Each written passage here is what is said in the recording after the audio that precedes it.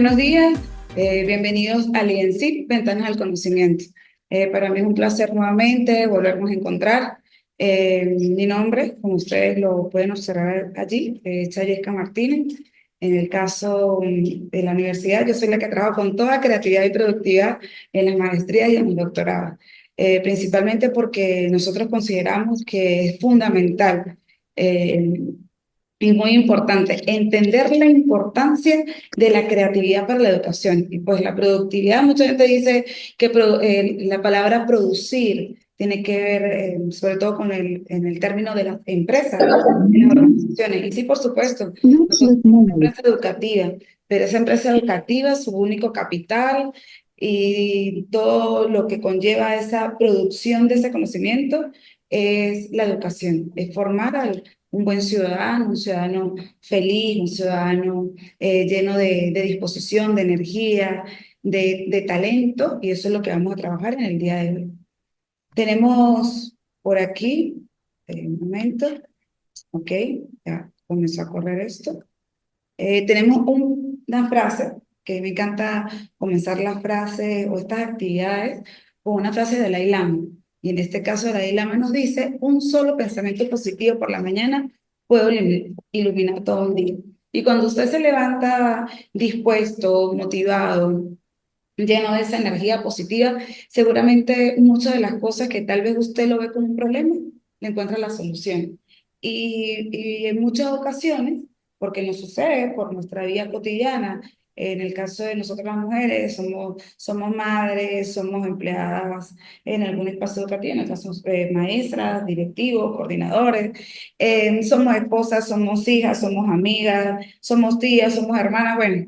Imagínense todo lo que nos relaciona. Y si nosotros comenzamos con un pensamiento positivo, todo en la vida fluye. Incluso la Biblia dice que nosotras somos esa lámpara, esa lámpara que ilumina el hogar.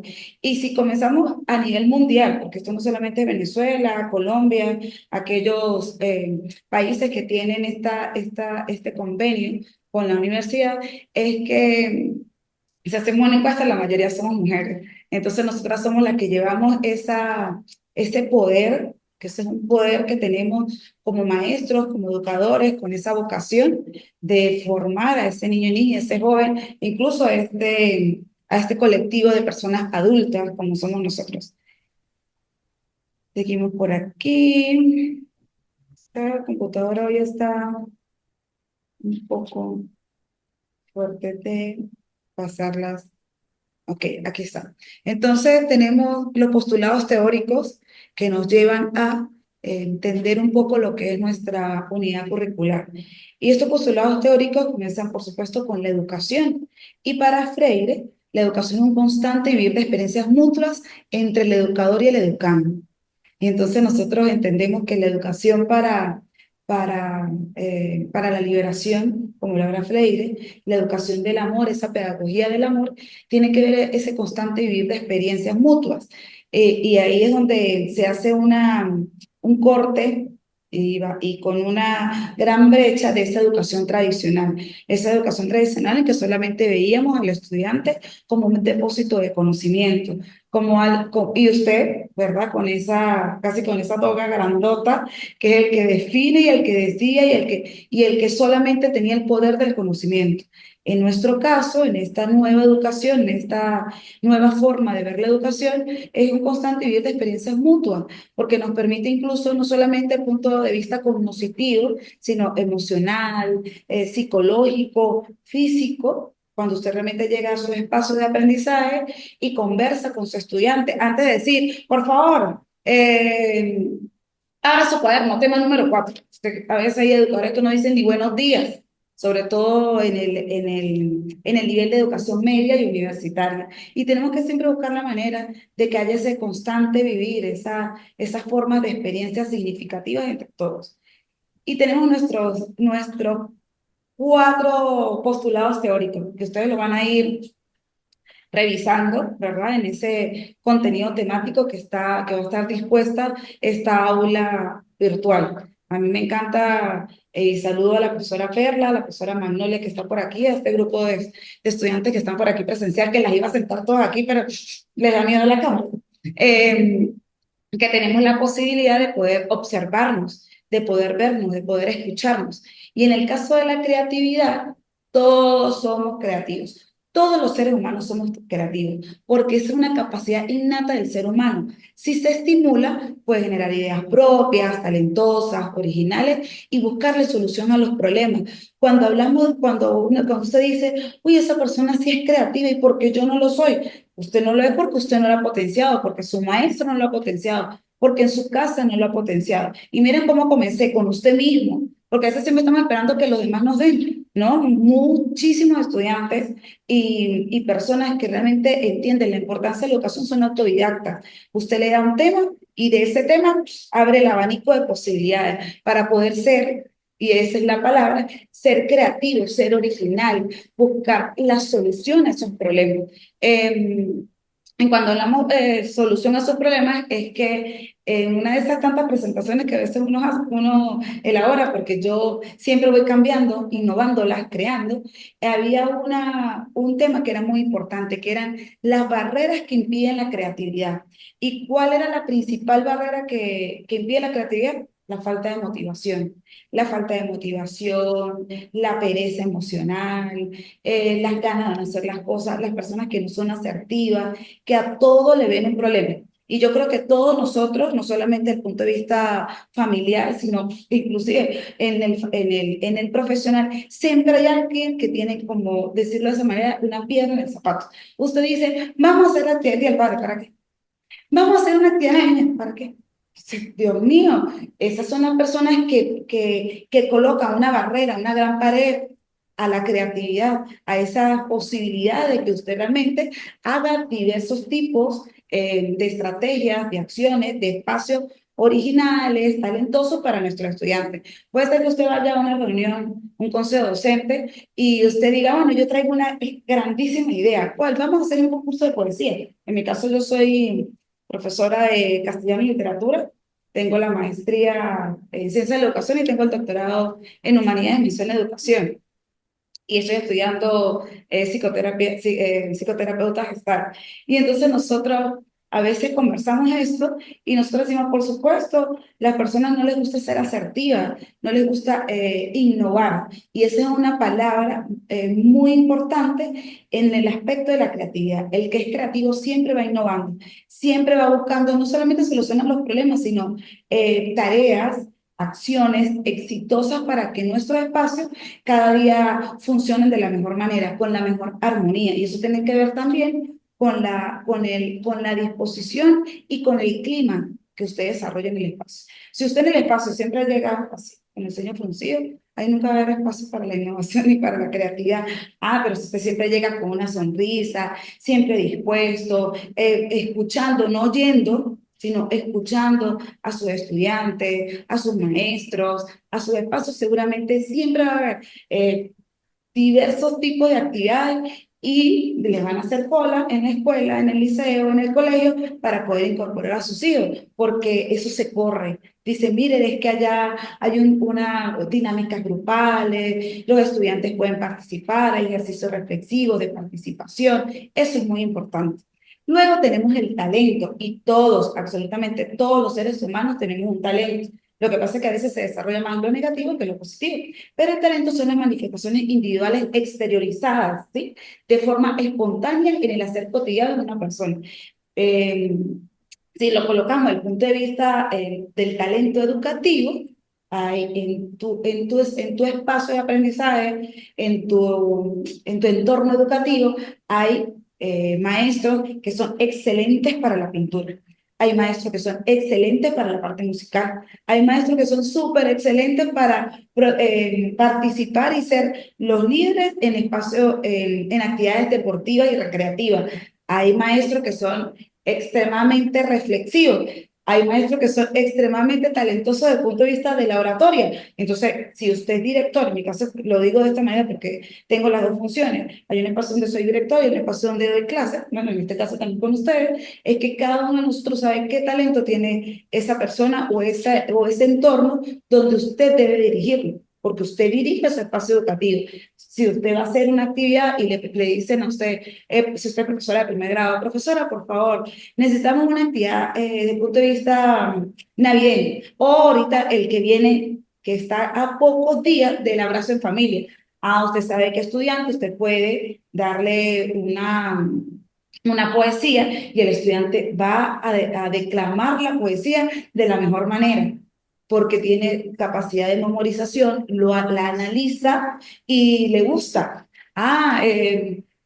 Una canción. Y ya usted ya hizo el diagnóstico del estudiante que tiene mejor oído, que le gusta cantar, o varios estudiantes que les gusta hacerlo, una actividad recreativa o una actividad, diversos tipos de actividades, porque usted ya sabe cuál es el Me estoy talento de su poniendo por estudiante. aquí una arepita. A la orden, buen día. No, yo que escuché que una arepita. No, yo ahorita no quiero arepita. Ahora más tarde, o un cafecito. Entonces, seguimos. Con la inteligencia es lo mismo. Dicen, hay personas que son muy inteligentes. No, todos somos inteligentes. Si ustedes revisan algunas investigaciones, ustedes pueden notar que nosotros de nuestro cerebro desarrollamos apenas como un 30%.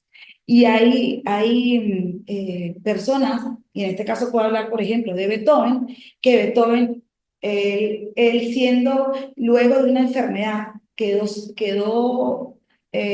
sordo, pero hizo más de 300 piezas musicales siendo sordo. Entonces tú dices, ¿por qué? Porque él desarrolló otra parte del cerebro tan importante.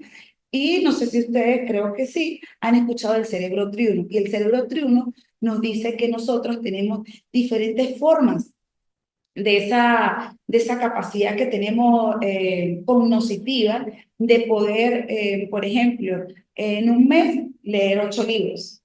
Pero usted lee 8 libros cuando deja de procrastinar.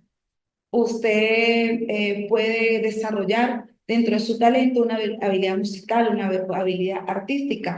Usted lo hace si realmente usted aprende a desarrollar su cerebro, la capacidad de memorización, la capacidad de análisis, reflexión y síntesis, la capacidad de lectoescritura, la capacidad de razonamiento lógico-matemático, usted puede desarrollar estudiante inteligente dependiendo de las estrategias que usted utilice. Y volvemos otra vez a la creatividad y volvemos otra vez al talento. Según Francis Galton, en 1909, la inteligencia es una propiedad hereditaria del sistema nervioso.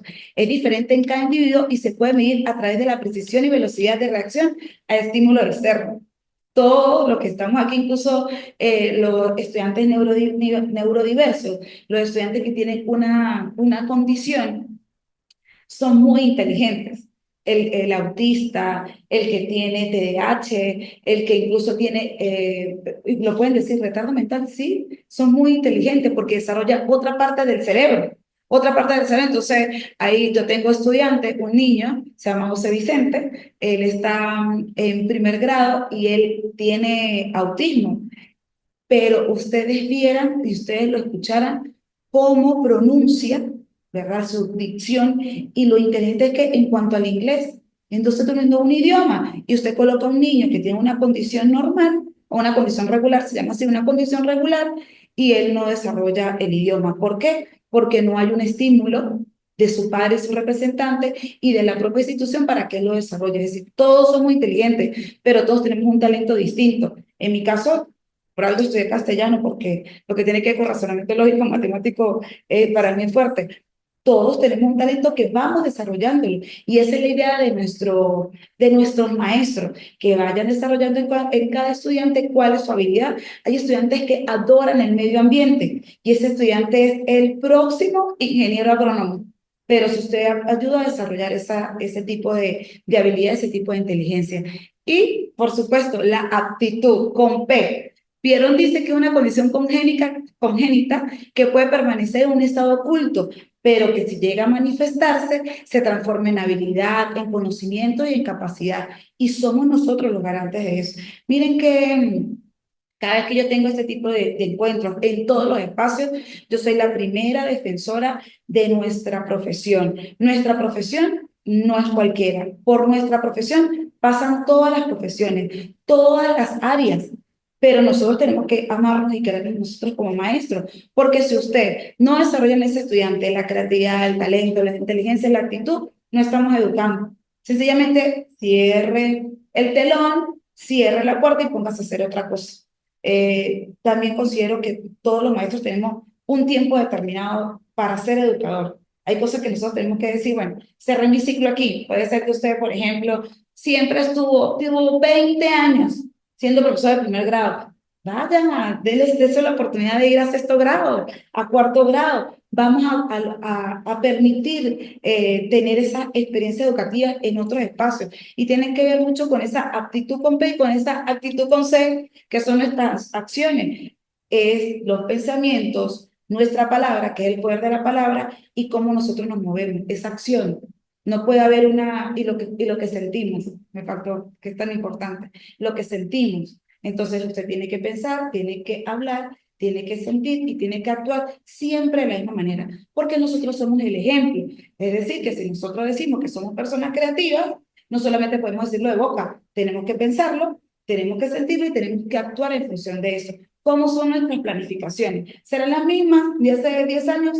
¿Será que si yo, por ejemplo, en mi caso, o en el caso de algunos de ustedes, que ya no, ya dentro de un rato nos vamos a conocer, me imagino que usted anualmente usted cambia su planificación, porque es que no todos los estudiantes son iguales y no todas las planificaciones son iguales. Y bendito Dios, a pesar de que nos lo hagan creer, nuestro diseño curricular no es una camisa de fuerza. Nos hacen creer que sí, nos quieren adoctrinar a eso, a que usted tiene que ir de acuerdo al contenido temático. Sí, ahí está la base, que es lo general, pero en lo particular usted tiene que jugar con eso, porque si usted no juega con eso, usted sencillamente está siendo un transmisor de conocimiento. Usted no es un maestro, sigue siendo un transmisor de ese conocimiento. Y tenemos la sociedad del conocimiento, y la sociedad del conocimiento es esta que estamos consolidando, son nuestras bases. Y la sociedad del conocimiento nos dice que en una sociedad del conocimiento el saber es fundamental. ¿Va? Un momento.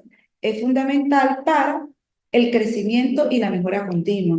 Se promueve un fácil acceso a la educación para que más ciudadanos puedan adquirir y compartir el conocimiento.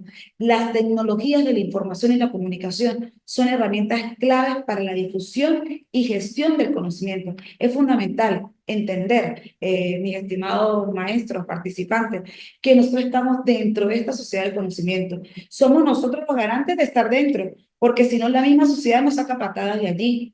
¿Y por qué lo digo de esa manera tan fuerte? Porque hay maestros que siguen teniendo el libro amarillo debajo de aquí abajo.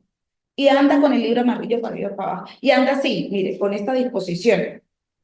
No quiero, no quiero más, no, yo tengo mi planificación. Uy, no, pero ¿para qué voy a hacer eso? Y no se incorpora a esta sociedad digital, porque cuando hablamos de sociedad del conocimiento, hablamos de las tecnologías de la información y todo el mundo, todos los seres humanos de este planeta vivimos la pandemia, pero tenemos que dejar de pensar o de creer que todo, ay, entonces, es que ellos vienen de la pandemia, ay, es que ellos vienen de la pandemia. No, la pandemia nos enseñó muchas cosas, nos trajo mucha tristeza, desolación, depresión, perdimos seres queridos, pero nos enseñó aquel maestro que decía, ¿y qué es eso? Un computador, ¿y cómo se prende? Muchísimos maestros le tocó entender e incorporarse a la tecnología de la información y a saber cómo utilizar la computadora y a entender que sí tenía un talento, que entonces ahora ese maestro o ese papá, esa mamá, que decía las redes sociales y cómo se abre un WhatsApp y cómo entro al Classroom y cómo hago una presentación en Canva, pero es que yo solamente sé hacer Vamos PowerPoint a y hay hoy. tantas herramientas digitales que tenemos ahora. De hecho, Y ahora, por favor, cierren los micrófonos. Y ahora, ¿cómo subo un video a YouTube? Si todas estas situaciones, luego de la pandemia, nos permitió incorporarnos a la sociedad del conocimiento.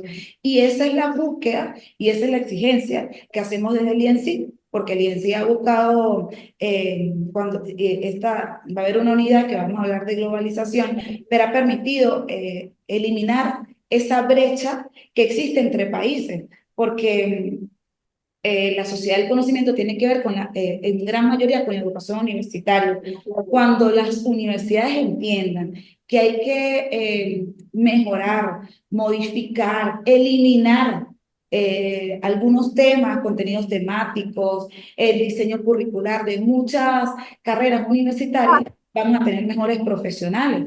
En el Porque caso yo de creo que por ahí, nosotros porfa. de las universidades venezolanas, nuestra gran No, yo quiero una colaboración. la Yo tengo profesora problemas Aida, con por favor, si puede la cerrar el micrófono. No sé si alguno por allí puede escribir en el grupo. Si fue la vez pasada, este grupo no es, porque entonces no me permite. comunicación. Ustedes creo que tienen el grupo, por favor díganle que cierre el micrófono. Muchas gracias. Entonces, porque uno pierde la idea de lo que está diciendo. Entonces, la sociedad del conocimiento, repito, entra o el papel fundamental es la universidad, porque si la universidad comienza a hacer ese cambio y ese diseño curricular, vamos a tener mejoras en ese egresado de la profesión. Y en estos días estaba leyendo un artículo donde decía cuáles son las carreras que se van a eliminar. Dicen que la IA, la inteligencia artificial, sí nos va a traer muchísimas mejoras a la sociedad, pero también va a ser fuerte para aquel ser humano que está en una empresa y que, por ejemplo, ahorita, creo que el lanzamiento es dentro de un mes, 2 meses, van a haber robots que van a cumplir la función en las empresas. Y esa es una mano trabajadora que se va a quedar sin empleo. Entonces tú dices, bueno, vamos a buscar la manera de que seamos nosotros mismos los garantes a partir de artículos científicos, a partir de congresos, que alcemos nuestra voz como maestro. ¿Cómo hacer para que ese niño que tenemos allí, que se va a educar, que lo vamos a ir educando para que sea un profesional, sea una carrera que realmente le imprima esa calidad, esa calidad a la sociedad, que realmente produzca para la sociedad? El objetivo, entonces aquí lo dice un poco mejor, es crear una comunidad bien informada, inteligente, progresista, comprometida y bien organizada. Para lograrlo se enfocan en mejorar cómo se obtiene, se comparte y se protege el conocimiento. Este concepto se empezó a usar gracias a Peter Drucker, un reconocido profesor en un contexto donde la tecnología y las comunicaciones empezaban a transformar el mundo. Esto demuestra cómo las tecnologías de la información y la comunicación juegan un papel crucial en la difusión y manejo del conocimiento. No hay nada mejor y no hay nada con mayor productividad que nosotros estar de primeros, nosotros los maestros de primeros, en esa sociedad del conocimiento, en esas tecnologías de la información. Y para ello, para mí es fundamental en las actividades que yo les envío, siempre es presentaciones creativas, vamos a desarrollar exposiciones. En el caso de los compañeros que están virtual, exposiciones virtuales, dice, pero ¿cómo hago una exposición virtual? Bueno, usted a la presentación le agrega audio y video, donde yo pueda observar lo que usted está presentando y donde usted lo monte a YouTube y usted en algún momento de su vida usted le diga a su estudiante, porque ustedes la idea es que formen parte de esta comunidad universitaria en sí, por favor, aquí está el enlace donde usted puede conseguir cuáles son el tema, por ejemplo, la unidad número 3 que es la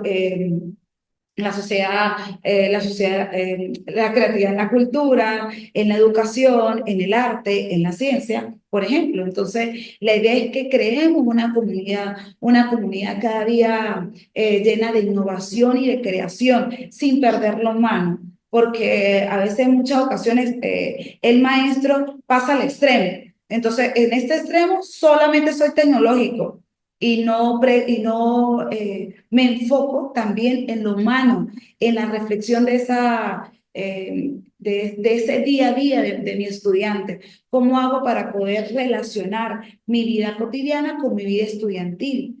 Que es tan fundamental para lograr ese profesional, porque a veces nos quedamos en la sociedad del conocimiento, entonces la sociedad de la élite. No, no, es que aquí no es una sociedad, no es élite, es que nosotros podamos formar a esa sociedad, una sociedad organizada, una sociedad comprometida, una sociedad inteligente, una sociedad que esté siempre en boga a esas innovaciones que se hacen a nivel mundial. Por eso es que hablamos de la globalización, por eso es que para nosotros sí es importante esa esa formación, esa creación de espacios donde nosotros podamos hacer congresos, podamos hacer talleres, podamos hacer cursos que nos permitan a nosotros escucharnos, reflexionar, producir, porque ¿cómo produce? Usted produce cuando usted está en un espacio y comienza ese feedback, ese espacio de compartir y vivir experiencias, pero también cuando usted produce conocimiento a partir de la escritura, cuando usted ingresa al Redí, porque la universidad tiene una revista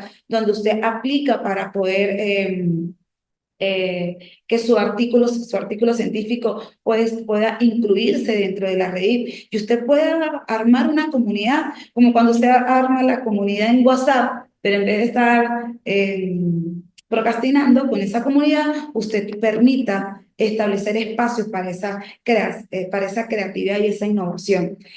Y tenemos para casi finalizar, y quisiera antes de comenzar con este tema, con este último elemento de esta clase, que es la accesibilidad y flexibilidad como principio orientador en la política de innovación, quisiera poder escuchar a algunos de los compañeros que están conectados para saber hasta el momento cuál es su reflexión con respecto a la creatividad, al talento, a la innovación, donde trabajan, ¿verdad? ¿Cuál es su función? Recuerden, en estos espacios. Buenos días.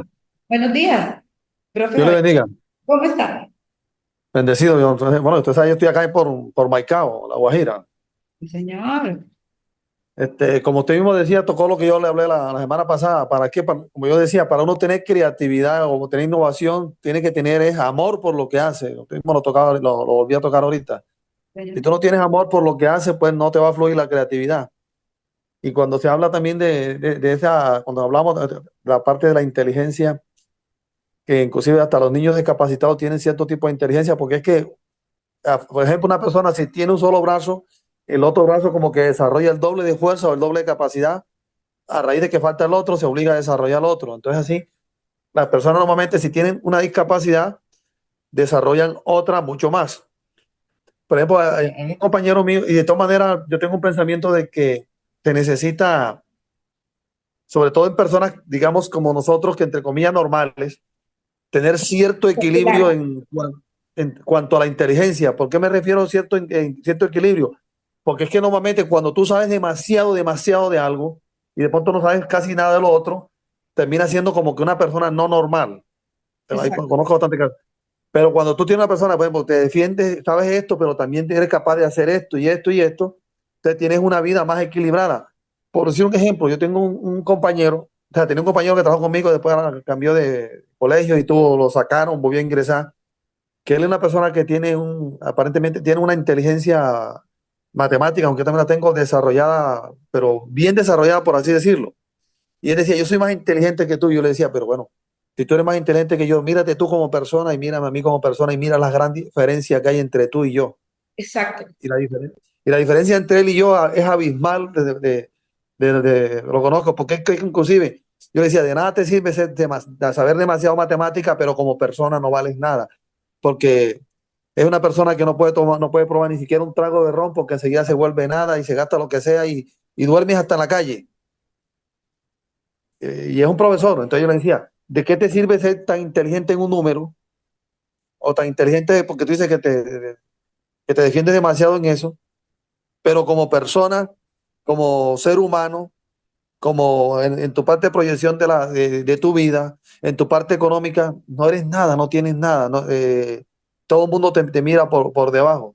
Bien. Entonces ahí es cuando yo me refiero a que hay que tener como que cierto equilibrio de que, bueno, yo sé esto, pero también tengo que defenderme en ciertas cosas fundamentales para yo tener un equilibrio desde el punto de vista emocional, desde el punto de vista de la inteligencia, para poder tener diversas posibilidades de desempeñarse. Una de las cosas que a mí me ha ido bien en la vida es porque, por ejemplo, yo, no, sé, yo tengo estudios, digamos que en el campo de la educación y tengo en el campo administrativo y tengo en el campo financiero. Entonces me he desenvuelto en los varios campos, lo cual me ha permitido no solamente vivir de una sola cosa y buscar otras posibilidades y tener otra visión diferente a lo que tiene. Por ejemplo, los compañeros míos que solamente estudiaron solamente docentes, que cada quien tiene lo suyo, solamente docentes, solamente piensan ganarse la vida, solamente es como docente. Entonces, la única herramienta que utilizan para ganarse el dinero es solamente la voz. Así es. no se le ocurre otra cosa. Entonces, Eh, ok.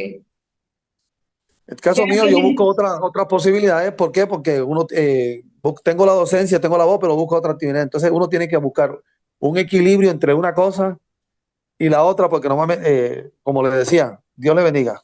Amén, amén, profesor Javier, muchas gracias. Usted tiene toda la razón.